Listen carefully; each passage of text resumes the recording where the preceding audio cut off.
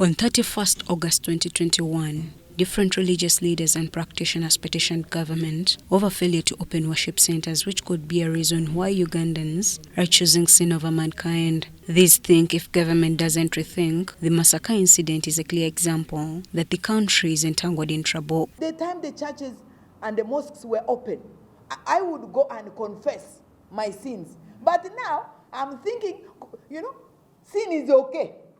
But the things, the wickedness we see in massacre is an issue for corporate prayer. Yeah. The wickedness, the disasters we see, the drought, all those manner of things are issues for which we must gather and plead for mercy before God. They have advised government to consider changing the mindset of Ugandans through praise and worship for the better Uganda everyone needs. We are thirsty. We would like the places of worship to be opened. Spiritual damage is too much. I feel it. To those who are in authority, without the anchor of our moral fabric, which for many of us is actually our faith, will fall into pieces. That leaders in worshiping centers have this leadership skill that even every person listens to them. And from the onset, they have been basically following the soaps to the dot.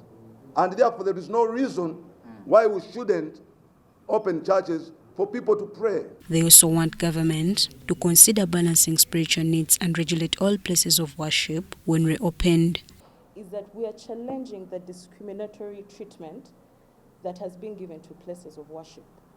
We have very many businesses that have mammoth crowds operating, but when it comes to places of worship, then suddenly COVID awakens from slumber. It's seated there waiting for the same people who go to Chikuwo, who go to work, who use public means of transport. The minute they step in places of worship, then suddenly it has to, Religious leaders think if all worship places are opened, it would be easier to make Ugandans understand that sin is not the only option for one to be hopeful. Shaidat in Nasaku, UBC News.